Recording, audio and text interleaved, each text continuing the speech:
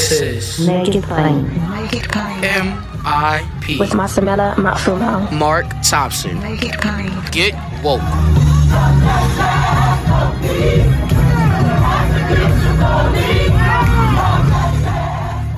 Folks, Indigenous Peoples Weekend is upon us.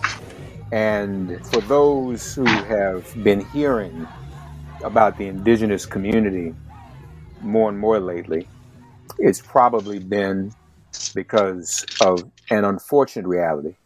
Once again, America got to witness firsthand through the mainstream media the syndrome known as missing white woman syndrome. But for the first time, there was a tremendous reaction to this syndrome in the sense that we became more informed about how prevalent missing indigenous women are. And there's no media clamor for that. There's no news coverage of that. And a lot of times those cases are never solved. We also know that to be the case about Black and brown women. But today, we're going to be talking about missing and murdered indigenous women as we approach this Indigenous Peoples Weekend. We're happy to have with us, no stranger to the show here from the Indigenous Peoples Movement, as always, Queen Yonasda. And I want to remind everyone, she is Obala. Did I say Obalala? Obalala? Ogalala. Ogalala. Yes. Ogalala and Lakota. And we are also joined by one of the founders of the Red Hawk Native American Arts Council, and he is Taino. He does work also as well with IPM, the Indigenous Peoples Movement, our brother Cliff Matias. They both join us today. How are you both doing? Doing great, Mark. Yes, doing good. Glad to have you as always. Queen Yonasda, let's begin with you. Do you think this most recent news coverage of the Gabby Petito case and then running alongside of it more and more outspoken voices about missing and murdered indigenous women, do you think that increased the level of awareness on people's radars as to the plight of missing and murdered indigenous women? Most definitely, especially the fact that where they found Gabby's body was a place where there is, I believe they said, I don't know, I don't want to misquote the numbers.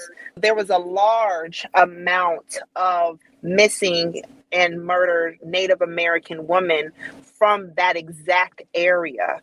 And so that was a huge, huge red flag to the local government and then to national government as well in regards to how bad this genocide is and this problem in regards to missing and murdered indigenous women. And today there is over, I believe, and I don't want to misquote, but I'll just do a roundabout. It's over 10,000 missing and murdered indigenous women within the United States, and then over 20,000 and probably more in Canada. And so this is, I believe, I'm happy that you talked about the white woman, the missing white woman syndrome that everyone seems to have. But this situation brought a huge, huge awareness around something that we all have been fighting to bring awareness to and to stop the genocide of indigenous women. Yeah. Cliff, what's your take on this, and just any thoughts about? Well, I think we know why it's ignored. We're clear on the racism, but what about this epidemic of women being kidnapped in the first place? What's that all about? Well, I mean, this has been going on since before it could be documented, at least, in the indigenous community. It's been a conversation. We've known these statistics. Our missing and murdered indigenous women is a huge, but then we also have our missing and murdered indigenous LGBTQ community as well. And so amongst indigenous people, this conversation has been going on a long time. And we're quite aware that whenever a Black or brown person disappears, that it's never dealt with in the same fashion that, of course, Caucasian people are. I think that this particular situation really brought light to it. It actually brought a lot of light to the indigenous cause, and that missing and murdered indigenous women are disappearing at a horrendous rate, especially in Wyoming, and I don't have those statistics either, the exact number. I know now that I mentioned that, but there really has been no focus on any indigenous person who's disappeared in Wyoming at close to the level that this particular case has been. I think it's about, at the moment, I think I'm right, it's about 710 indigenous people, mostly women, were reported missing over the past decade in Wyoming alone. And again, this is the same state where Gabby Petito has disappeared. Are there any, obviously within the indigenous community, you all talk about this, Queen Yonasda, are there any theories as to what that's about and who might be targeting these women? Yeah, there a lot of them are white men that are coming, that are local, as well as that are a part of, our fight on the oil pipeline. We was on your show before talking about Standing Rock, the Dakota Access Pipeline. You recently had Tara on your show talking about Line 3. We come on these shows to talk about, and we go on the front line to protect our waters, but and our land on the oil pipelines. But most importantly, is to protect our women. At these construction sites, they set up man camps, and these man camps is to be able to, yes, these man camps are established around these construction sites, around a lot of the environmental fights that we all fight on when they're trying to build mining, oil pipelines.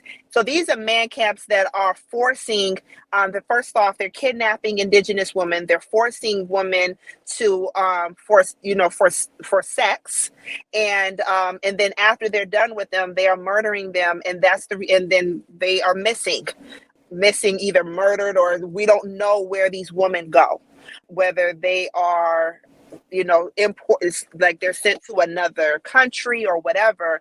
But this is all around these mining, oil pipelines, all of the things that they do around our reservations and our homelands, and so this is something that we have been fighting and talking and bringing awareness to this government. This government is, so when we're fighting against these oil pipelines, we're not just fighting against the oil pipeline because they were ruining our earth and our waters, but it's also too, it's because it's what they're bringing to, it's what these construction workers are bringing. They're bringing these man camps, and something needs to happen with that. And then so, when we talk about Pocahontas was kidnapped from her homelands of Massachusetts and taken, she was what was she, Cliff? 12 years old, so when we're looking at the first kidnapping and sexualization of an indigenous woman, that was Pocahontas. She was 12 years old, and they did that to her. So this is not a fantasy, or or over sexualizing Native American women. This is something that is really bad. And everybody, ever since when they was promoting Pocahontas, they was like, you could get you a Pocahontas, and dressing her up. They was actually pamphlets out that they was giving out to people to get, yes, in England, to be able to have them to come to America. Look what the type of woman look at the type of girl you can have if you come to America. You too can have you a Pocahontas. They were doing that then, and this is something that this was not in Disney. This is not something that they talk about, but they were selling Pocahontas. And in order for them to sell America and to bring people to America. So ever since then, a lot of white people have over sexualized and look at as a Native American woman as their exotic, over sexual character. Objectified. Yes. Yeah, yeah. More MIP after this message. Cliff, and that's all the more reason why you are in the fight to rename Columbus Day, just for people to stop calling it that. because we know when Columbus got to the New World, what new was new to him, wasn't new to us. We're even looking now what's going on in Haiti and Santo Domingo, two of the first places he landed. And it's as if part of the Columbus culture, Western European culture, is the capture, the objectification, the sexual assault of women.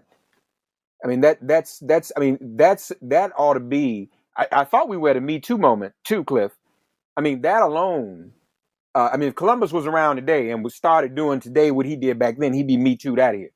So, I mean, isn't that a strong argument to change the name, change Monday's name forever? Well, yeah, I mean, absolutely. Look, Columbus was taken back. What isn't taught in school is the end of the story. How Columbus was taken to Spain in chains as a criminal for the crimes that he committed, the genocide that he committed on the indigenous population, the rape, the murder, the pillage, inhumane. I mean, and you're talking about missionaries who don't have the best history. When in the viewpoint of Native Americans, Native people are not fans of the missionaries, but even in their journals, they wrote about the horrific acts that Columbus perpetrated on the indigenous populations. His own men, many of them refused to follow his orders. And so, this is again, just rewriting history. Columbus never landed. Look, if Columbus landed in the United States, then we wouldn't be asking Dominicans and Haitians for their passports when they wanted to come here. They'd be American citizens. We celebrate Columbus, this country, not we, because I don't, but this country celebrates Columbus discovering America. And we're teaching this to young kids, and so, all this is just, it's utterly preposterous. But we understand our Italian brothers and sisters who have an affinity for Columbus and created the Columbus myth basically because they were being persecuted for being minorities in the sense of non-English speaking Americans, Right. And so they created this Columbus myth that they, basically to say, hey man, don't treat us bad. Columbus was Italian, and so that's how it all really was created because of the prejudice against Italian people. We just asked our Italian American friends and allies to pick someone who's a better example of who is actually an Italian American, but a better example for them than this character. Columbus is not someone we should be idolizing. Queen Yonasda, talk to us a bit about what is taking place on the ground in the indigenous communities to address this large number of missing and murdered women. What grassroots organizing is taking place, if any? I want to shout out Roxanne White. She is a part of Indigenous Peoples Movement Coalition. She's a coalition member with the Indigenous Peoples Movement. Roxanne White is out in Washington, and what she does is she literally goes out and she tries to find a lot of these missing Indigenous women. There's so, within her network, you could go ahead and follow the hashtag of MMIW. In Canada, that you have people like Conahus, who was on the front line fighting against the oil tar sands, but also too fighting against missing and murdered, Indigenous women. Cliff, is there anyone else that I'm missing that's on this front line in this fight? There are. So I believe in North Carolina, they created a position for missing and murdered Indigenous women and battered Indigenous women, abused Indigenous women. And I believe there's a young lady, Amina Ghaffar, who's also doing work in this. So she's also someone that has vast information on this, this, I say pandemic, because it's happening at an alarming rate. And it continues to happen. Indigenous women, as the Yonasda was talking about when she's talking about these mad camps, they know that when an Indigenous woman disappears, that the authorities are not going to look for her. Her family are going to look for her, and her friends are going to look for her. But the authorities are routinely not looking for them. And that's really what happens. And so for them, to snatch up a young girl, a young Indigenous girl, they're almost certain that no authority figure is going to be searching for them, and that's really why this continues and continues within these circles, and that's something that I'm sorry. Yeah. More MIP after this message. Well, no, what I was going to, and when you say no one's looking for them, that's on the local and federal level, because the FBI didn't do anything either, does it? Oh, absolutely not. The only people looking for them are our communities. The indigenous. I mean, there are some people. There's a woman who actually just purchased 2 dogs out of North Dakota, and she goes to search for missing indigenous women. And I forget her name, Larissa. Are you familiar with her, Sinead? Larissa? Yonasda, not Sinead. Yonasda, I'm sorry, Sinead. Oh my God, it's been a long day. I know. Shout out to Sinead. Shout out to. I just been in conversations with Sinead every day. Yonasda, are you familiar with the Shinnecock Nation and helping Cliff with Indigenous Peoples Day, so he's in organizing mode. But okay, no, but I'm not. Oh yeah, Larissa is it Larissa? Oh God. Lissa, forget her last name, but she does have an organization and not. Yeah, and then Red Dawn Foster. We have political folks that are just been, fighting on the front line. We have, of course, Deb Haaland, who is the Secretary of State right now. No, Secretary of Interior. Right. Yes, that also brought this up to the Biden administration on missing and murdered Indigenous women. So there is starting to become more of progression, but at the same token, it's not enough. And we do need more people to be able to bring awareness, but also make some changes on a federal level and as well as a local level in regards to, the same way that we have an Amber Alert for young children. I think it's important for us to be able to have some type of MMIW, missing and murdered Indigenous women alert for Indigenous women, because it's also it's an epidemic that needs to stop, and we have to be able to make those changes. And all of the people that's listening that are organizers around human trafficking around our Latino brothers and sisters and Black, and Black people, also make sure that in those conversations, when you're making these decisions and legislation and all of that, that you're also making sure that Native American women and men and children are also part of this conversation. And really quick, Mark, when you was talking about, when we was talking about all these bodies that were found in 710 Native American women bodies that were found, there's so many bodies that are still missing of children from the boarding schools.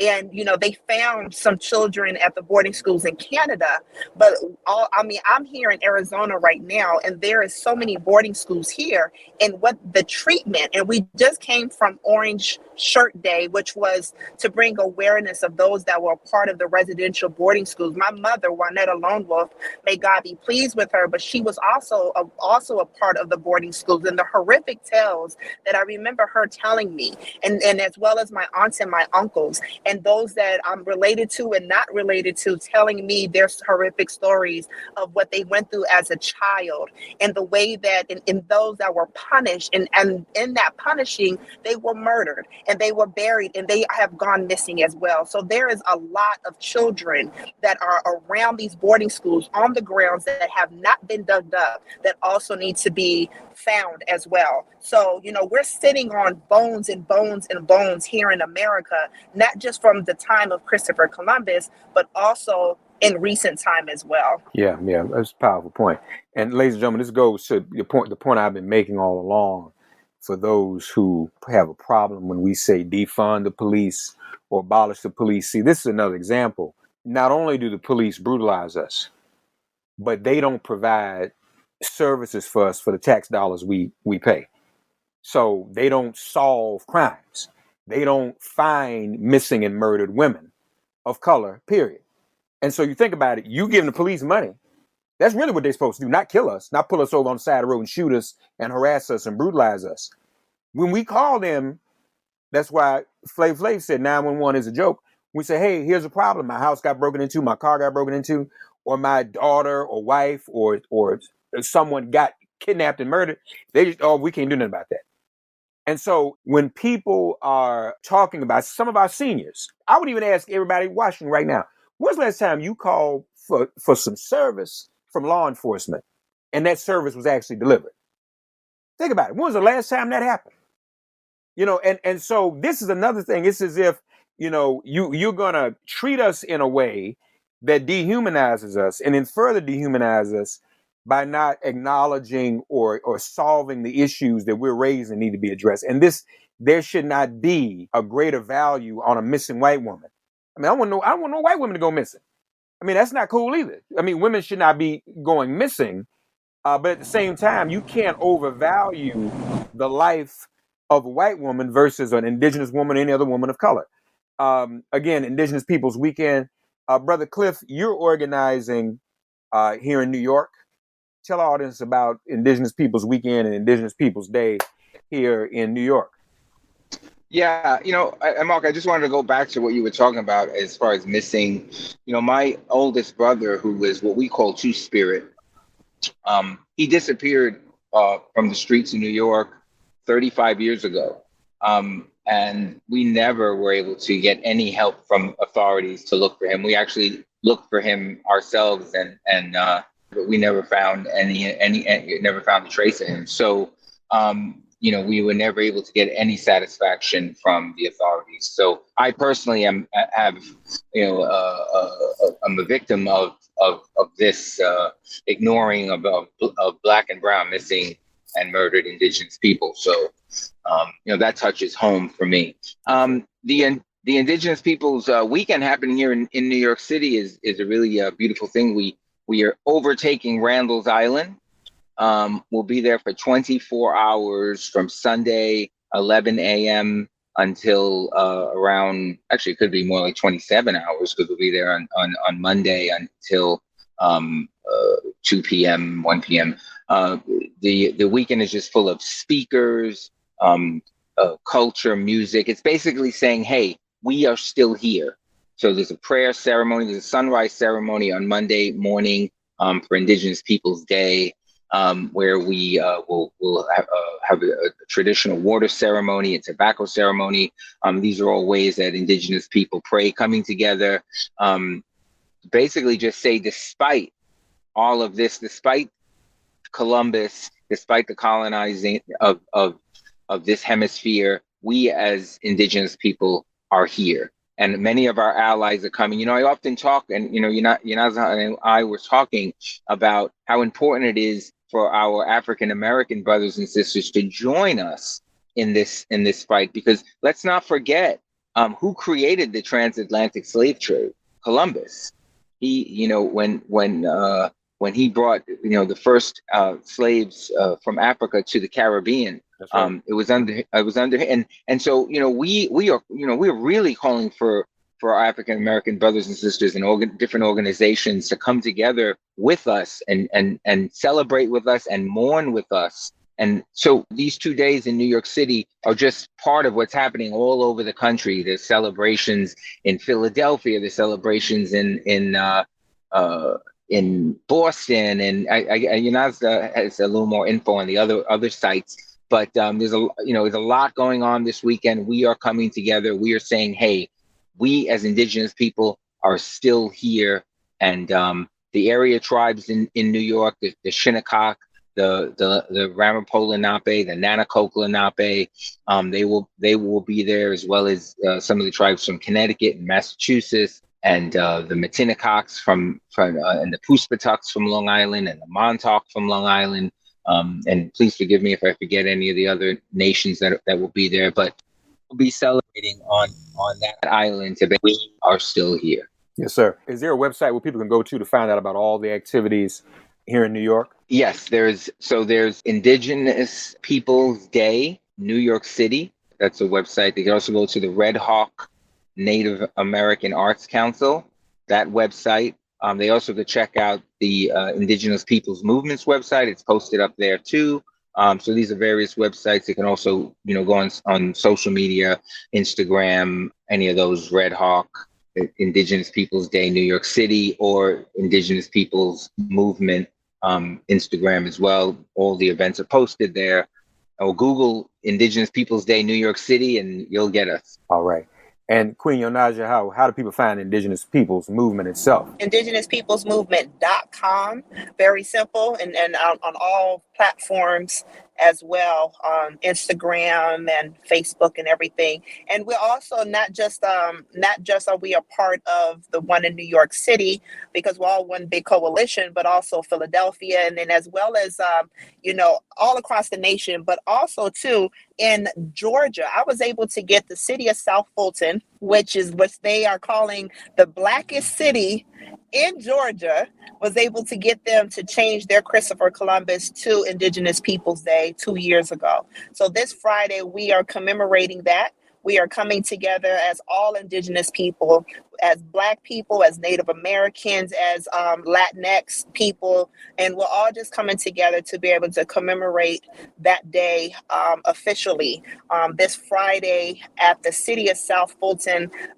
So just look up the city of South Fulton, and I'm very proud because this is the first city in the state of Georgia that has changed their acknowledged Indigenous Peoples Day. So next up is Atlanta, Georgia. I'm trying to get the city of Atlanta to change theirs to Indigenous Peoples Day. So hopefully very soon. But also too, I want to shout out those that are at Alcatraz. Every single year, I remember as a child, my mother, we would go out to Alcatraz, California.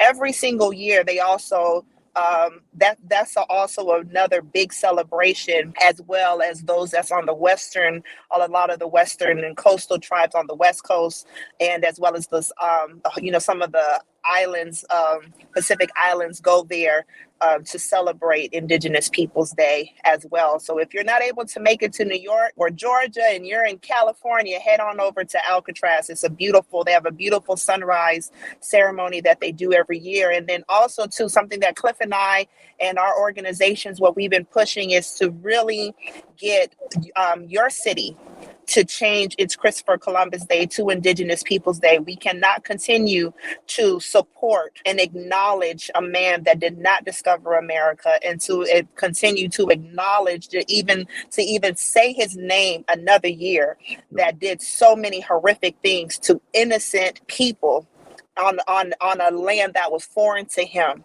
but on the original inhabitants of this land. And I am spending my Indigenous Peoples Day, going to Carnival in Miami. I felt like, you know what, I want to connect with the indigenous people of the Caribbean, that they have been dealing with this for a long time in regards to colonialism, and I want to be able to learn.